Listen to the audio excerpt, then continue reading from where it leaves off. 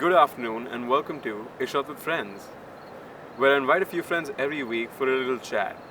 Today I have with me Brendan, Will, and Lily. Hey everybody. Hey. So today we'll be talking about social media and its uses in science. Okay. In recent years, social media has reached an all-time high in popularity. Sites such as Facebook, Instagram, and Twitter are able to connect with people from around the world through text, photos, videos, and many other mediums of communication. While social media is growing in popularity, it has also attracted a wide range of conflicting opinions and, as I would put it, beef. Personally, I love social media, so I'm all for it. What do you all think about social media? Well, speaking of beef and social media and stuff, I just read an article from Georgia Tech that talked about how their researchers used Instagram to gather data on food deserts. Really? Yeah. Let's check that out for a little bit then. Wait, so what's a food desert? It says here that the USDA identifies food deserts based on availability of fresh food. So I'm guessing a food desert is a place where you can't easily find fresh food. Oh, okay. So, what is the actual difference between food in a food desert and food outside of it?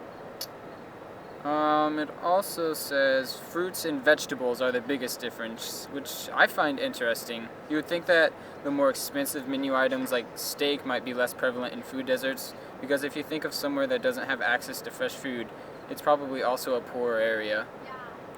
Yeah, it also breaks it down by region, which is pretty cool.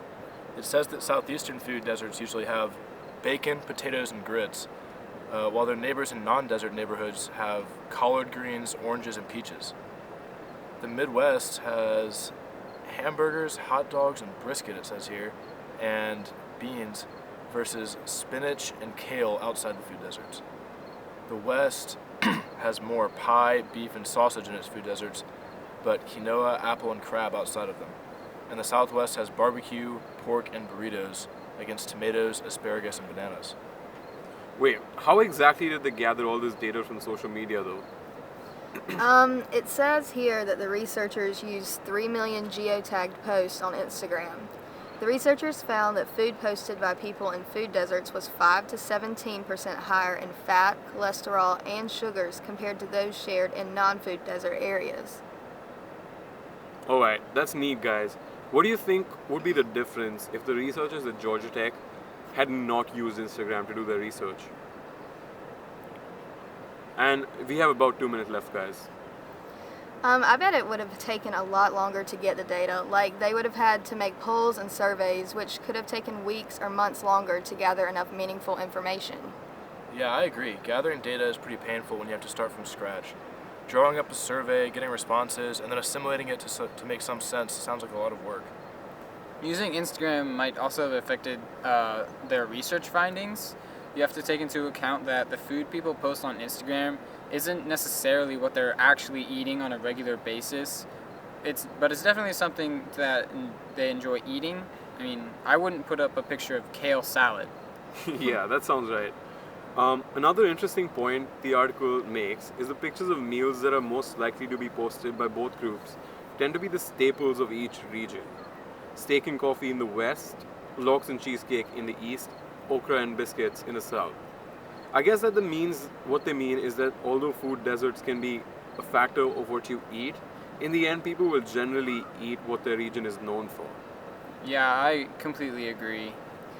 Yeah, going back to the social media aspect of the article, I find it amazing that they were able to gather so much information simply from the pictures people posted on the internet. Yeah, it is fascinating how far science has come. I mean, who would have thought that social media could someday be used to gather real, scientifically applicable data? It's crazy to think about that even now.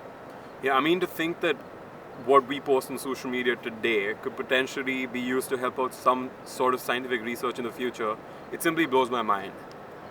But it's also kind of scary to think about. I mean, I know most of the public would have access to what I post on social media, but the fact that it could be used to draw conclusions about me without even knowing about it is slightly concerning.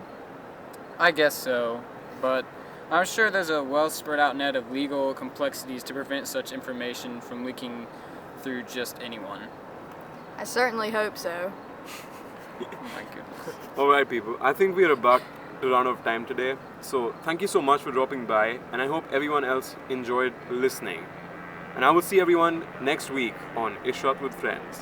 Thanks. Bye. Bye. Bye.